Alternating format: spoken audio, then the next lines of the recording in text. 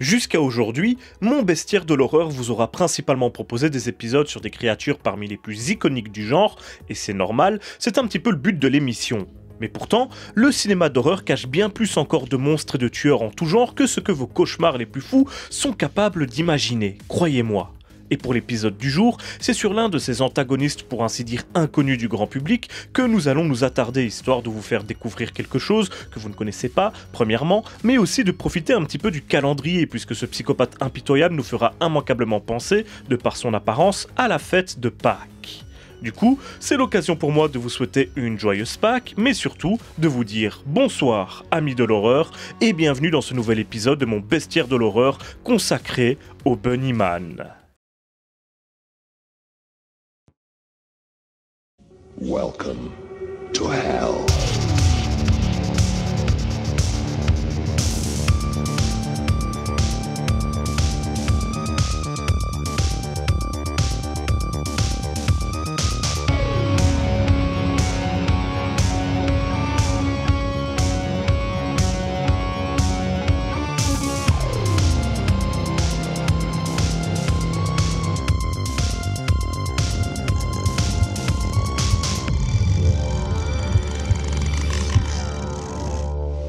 So you are afraid of something after all, huh? Le Bunnyman, toujours interprété par le comédien Joshua Lang, est l'antagoniste principal de ce qui est à ce jour la trilogie du même nom, même si, comme d'habitude, il se pourrait qu'un jour ou l'autre un nouvel épisode vienne l'étoffer. Les trois films sont réalisés, produits et écrits par Carl Lindbergh, qui est donc leur authentique papa. Le premier opus, sobrement intitulé Bunnyman, sort en 2011, suivi 3 ans plus tard par The Bunnyman Massacre, puis en 2017 par Bunnyman Vengeance. A noter qu'en 2019 est sortie une version Director's Cut de Bunnyman qui se voulait complètement différente et appelée Bunnyman Grindhouse Edition, toujours réalisée par Carl Lindbergh, et que certains fans considèrent comme un 4e film à part entière, ce qui n'est pas mon cas. Il y a trop peu de différence entre ces deux versions de la même histoire pour que je daigne la considérer comme autre chose qu'un montage alternatif. Les films Bunnyman sont des slashers survival qui empruntent beaucoup aux films de Rob Zombie sur la famille Firefly et à la saga des Détours mortels, des œuvres en pleine bourre durant les années 2000, ainsi que d'une de leurs inspirations majeures, le chef-d'œuvre Massacre à la tronçonneuse de Toby Hooper, boss de fin du survival.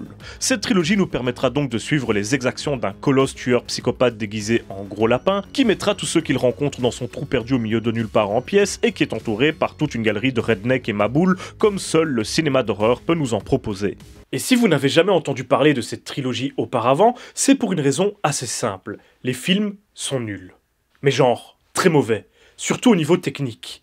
Le montage est complètement aux fraises, surtout au niveau sonore, vraiment très proche de l'amateurisme. Les effets spéciaux pratiques sont très sympas, mais tout ce qui est CGI est affreux, et le jeu d'acteur laisse souvent à désirer. Pourtant, si vous êtes un grand fan de slasher, la trilogie a tout pour vous plaire. Un immense body count de 53 victimes, brutalement trucidées de plein de façons et avec plein d'armes différentes. Tronçonneuses, machettes, armes à feu, ou même procédés beaucoup plus imaginatifs, sadiques et originaux encore.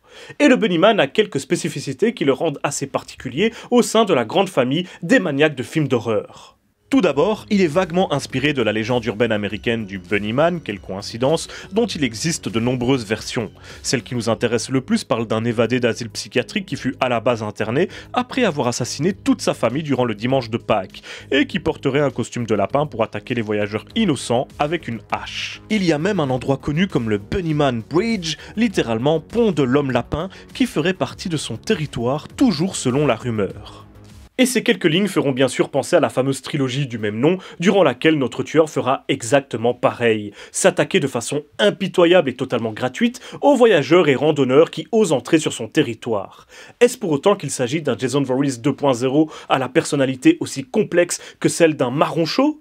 Eh bien, en réalité, pas exactement. Tout d'abord, il y a en effet quelques similitudes avec des tueurs de films d'horreur déjà bien connus. On peut même dire que, globalement, le Bunnyman est un mélange de plusieurs figures célèbres que nous avons déjà traitées dans le bestiaire de l'horreur. Sous son costume de lapin, qu'il ne retire pour ainsi dire jamais, le Bunnyman de son vrai nom Michael est horriblement brûlé et mutilé, et ce depuis sa petite enfance, durant laquelle John, en quelque sorte son frère adoptif, lui mit le feu pour une raison inconnue. Depuis, il a profondément honte de son physique qu'il considère comme monstrueux et les moqueries et brimades qu'il a subies de la part des autres gamins, et notamment les filles, ne l'ont évidemment pas aidé à s'accepter comme il était. Aujourd'hui adulte, il n'assume toujours pas son corps et son visage blessé, surtout qu'au fil des épisodes, sa peau se mettra à littéralement pourrir, le rendant encore plus hideux. Mais en dehors du fait qu'il n'assume pas son apparence, son costume de lapin a une autre fonction, celle de maintenir Michael dans l'enfance qu'il ne veut pas quitter. En effet, vous l'aurez sans doute déjà compris, mais le Bunnyman n'a pas exactement une enfance joyeuse, ni même ordinaire. Outre le fait qu'il fut brûlé vif à même pas 10 ans, il a grandi au sein d'une sorte de clan de tarés, sur lequel on ne sait finalement que peu de choses, si ce n'est que c'étaient tous des meurtriers, des amateurs de macabre, sans doute cannibales. Dans la trilogie, nous rencontrerons quelques personnages qui peuvent être assimilés à des membres de la famille de Michael, et nous pourrons alors constater qu'ils ne sont pas forcément liés par le sang. Cette famille dysfonctionnelle fonctionne, c'est contradictoire, par adoption, mais également par solidarité face au monde extérieur qui les a rejetés, eux, criminels psychopathes extrêmement dangereux, ce qui provoquera leur exil en pleine campagne au beau milieu de nulle part. Toujours est-il que pour toutes ces raisons, Michael s'accroche tant bien que mal à son enfance, refuse de devenir adulte et de ce fait d'accepter les responsabilités qui en découlent. C'est de ce trait de caractère que viennent ces meurtres gratuits. Il ne se rend même pas compte de la gravité des actes qu'il commet, pour lui, c'est quasiment un jeu sans aucune conséquence ni pour lui, ni pour ses victimes. La mort fait partie de son existence depuis toujours et il ne le voit pas forcément comme quelque chose de négatif. Il croise quelqu'un sur son chemin, il le tue, ça fait partie du jeu, tout simplement. Un jeu charmant, s'il n'en est. En ce qui concerne son clan de fous furieux, on y croise des personnages intéressants. Dans le premier film, il vit avec Melissa, qui semble être en quelque sorte sa fiancée, une jeune femme colérique et instable, qui s'amuse en torturant physiquement et psychologiquement les voyageurs égarés et qui mène Michael par le bout du nez. Elle essaye notamment de l'obliger à retirer son masque par moments, malgré ses réticences. Ils vivent tous les deux avec un personnage complètement allumé qu'il traite comme un chien, le promène en laisse et le maltraite, mais qui ne semble pas plus mal le vivre que ça. Celui-ci est relativement inoffensif et ne s'en prend pas aux autres, ce qui m'amène à dire que c'est aussi une victime. Dans le deuxième épisode, Michael est désormais seul et est plus ou moins recueilli par Joe, un redneck meurtrier, cannibale, homophobe, misogyne et raciste, qui apparaissait déjà brièvement dans le premier film. Ici, il prend le Bunnyman sous son aile et l'utilise pour son propre business, puisque dans son épicerie pourrie, il vend de la chair humaine à ses clients qui n'ont aucune idée de ce qu'ils achètent, ce qui le fait bien rire. Joe est un abruti fini qui ne réfléchit pas très loin lorsqu'il commet un meurtre, puisqu'il ira jusqu'à abattre les policiers qu'il croisera, juste parce qu'il déteste tous les symboles d'autorité qui voudraient l'empêcher de vivre comme il le souhaite. Il traite Michael comme un enfant, l'humilie, le rabaisse et l'engueule à la moindre occasion, mais semble également le craindre, conscient de sa dangerosité. Finalement, le Bunnyman se retournera contre lui, à bout après tant de mauvais traitements, et se débarrassera de celui qu'on pouvait considérer comme son oncle Joe. Mais nous l'avons vu, le Bunnyman est toujours un enfant dans sa tête et ne peut pas vivre tout seul. Dans le troisième film, c'est avec ses frères adoptifs qu'il vit désormais, dont celui qui lui avait mis le feu lorsqu'il était petit, John. Et celui-ci est toujours aussi brutal avec Michael, qu'il moque et traite comme un débile.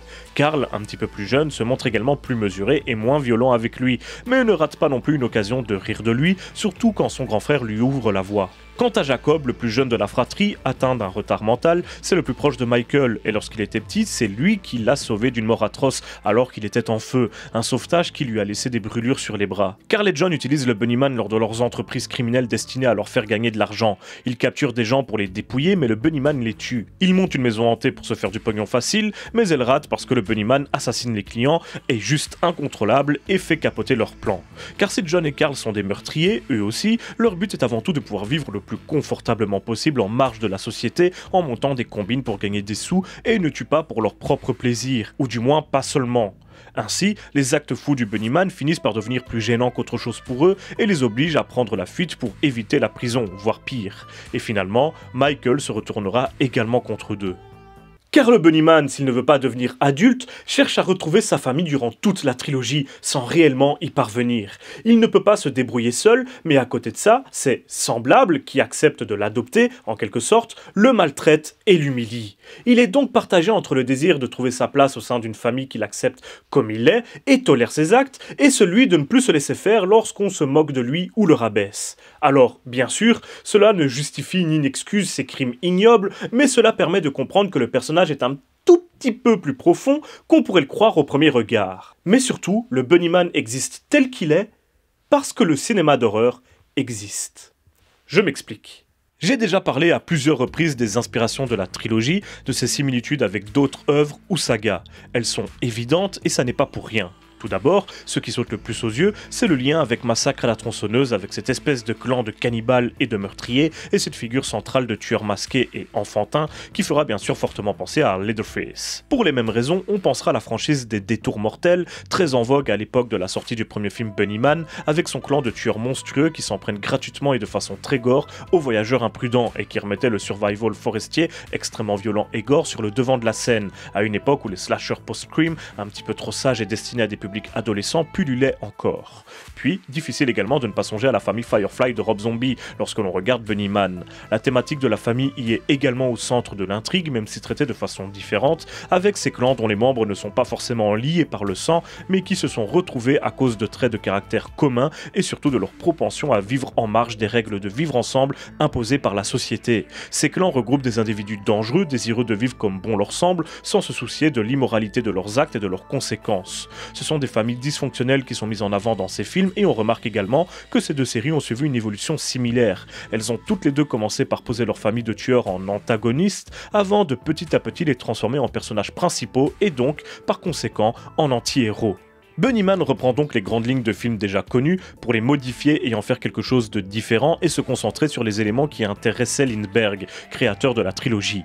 Ce tueur fictif est donc un produit des œuvres phares du survival horrifique américain de son époque qui surfait sur la popularité de la famille Firefly, de Three Fingers et de sa bande, mais également de Leatherface et des siens qui, rappelons-le, avaient également connu de nouvelles aventures dans les années 2000 après le succès du remake de Marcus Nispel. Le Bunnyman est la création d'un fan de cinéma d'horreur et de slasher destiné aux autres fans de ce cinéma d'horreur et de ses slashers, mais là où les films cités disposaient d'un certain standing, du soutien de producteurs ou de studios, la trilogie Bunnyman est une figure du cinéma d'horreur indépendant.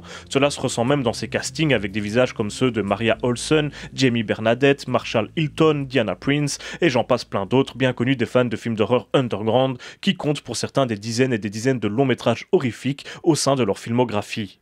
Et pour cette raison, malgré tous leurs défauts, les films peuvent se permettre d'aller très loin au niveau de la violence, du gore et de la brutalité des meurtres qu'ils proposent. C'est même certainement l'une de ses principales qualités et notre Bunnyman a, je le rappelle, un body count fort de 53 victimes, ce qui est vraiment énorme pour une trilogie. Et il n'a pas son pareil pour dézinguer à tout va. Même s'il n'a pas vraiment de pouvoir surnaturel en tant que tel, c'est un colosse plus fort que le commun des mortels. Ceci dit, il n'est pas invulnérable et on l'a vu à plusieurs reprises se faire mettre KO, voire même passer proche de la mort ou se faire droguer par ses proies. Encore une fois, ça reste un être humain normal, motivé dans ses actes ignobles par son passé tortueux et de violents traumatismes et conditionné par une éducation que l'on qualifiera d'alternative pour rester poli. Du coup, peu importe ce qui lui tombe sous la main, il s'en servira pour tuer. On l'a dit plus tôt, c'est un jeu, et le challenge est de réussir à mettre les autres en pièces, peu importe la situation. Outre les armes habituelles du slasher et la tronçonneuse qu'il affectionne particulièrement, on le verra utiliser une barre de fer, un pistolet à clous, un pistolet à agrafe, une machine à coudre, et même son camion, qui pourrait d'ailleurs faire penser à celui de Jeepers Creepers, peut-être un autre clin d'œil à souligner. Et on a également une mise à mort qui vous rappellera Jason X, évidemment. Il aime faire volontairement gicler le sang à tel point que je ne pourrais pas vous montrer grand chose dans cette vidéo YouTube sous peine de me faire démonétiser, voire pire, censurer. Mais croyez-moi sur parole, si vous aimez l'hémoglobine, le Bunnyman vous en donnera pour votre argent, c'est le moins que l'on puisse dire. Alors oui, il peut être difficile de prendre au sérieux un tueur habillé en costume de lapin, mais pourtant, c'est là l'une des grandes forces du Bunnyman. Outre le symbole de son enfance qu'il refuse de quitter que le déguisement représente, le costume a d'autres intérêts. Bien sûr, c'est encore une fois la bonne vieille corruption d'une image pure et innocente, comme le cinéma d'horreur aime tant en proposer. Le lapin est son expression de joie figée qui se met à massacrer des innocents et même des enfants, sans aucune pitié. V'là le traumatisme pour les gamins. C'est un peu la même chose que pour les clowns tueurs, pour ne citer que. De plus, si son costume était immaculé et en très bon état dans le premier opus, il va se transformer au fil des épisodes, de plus en plus abîmé, sale et immonde, maculé de crasse et de sang. Même ses oreilles finiront par totalement s'affaisser, alors qu'au départ, elles tenaient bien, droites et fières. Parce qu'au fil des épisodes, le Bunnyman va de plus en plus mal, il est de plus en plus seul, de plus en plus désespéré à l'idée d'accomplir son objectif, celui de retrouver enfin une véritable famille. Il commet aussi, accessoirement, de plus en plus de meurtres, et il est donc logique que le costume soit de plus en plus abîmé abîmés, c'est vrai. Mais pour finir, Michael se sent proche des véritables lapins, ces animaux inoffensifs qu'il aimait tant quand il était mioche et auxquels il s'identifie. Des animaux purs et innocents, mignons, ce qu'il estime être au fond de lui. La figure du lapin est en fait la seule chose qui lui permet de ne pas complètement céder à la folie. En s'imaginant lui-même être une sorte de lapin qui décide juste de ne plus se laisser faire par les autres, il légitime le fait de vivre en dehors de la société, de ne pas suivre les mêmes règles qu'eux et estime être toujours cet être fragile, innocent, malgré ses actes odieux puisqu'il est un lapin. Enfin, comment pourrait-il en être autrement? Ainsi, le Bunnyman, malgré la gratuité apparente de ses crimes, se révèle plus intéressant à analyser qu'il n'y paraît. Un enfant enfermé dans le corps d'un colosse, un peu comme Jason Voorhees, mais un peu plus conscient de sa situation, avec un objectif autre que celui de tailler tout ce qui passe en pièces, même si la finalité reste la même. Un personnage continuellement déçu par la vie, qui échoue à atteindre à peu près chacun de ses buts, et qui est perdu dans un monde que lui ne comprend pas, et qui ne le comprend pas non plus en retour. Ça rend le personnage attachant d'une certaine façon, même si les films ne mettent pas forcément toujours fort en avant tous ses côtés plus subtils. Si ce n'est lors de ces génériques de fin qui nous dévoilent quelques images de son enfance, de façon assez nostalgique, qui en deviennent presque émouvantes. Ou même ces séquences de fin où nous voyons le Bunnyman s'en aller vers des couchers de soleil, comme un symbole de cet être qui continue à chercher, dont la quête d'une famille n'est toujours pas accomplie, et qui est l'objectif qui le maintient en vie, tout simplement.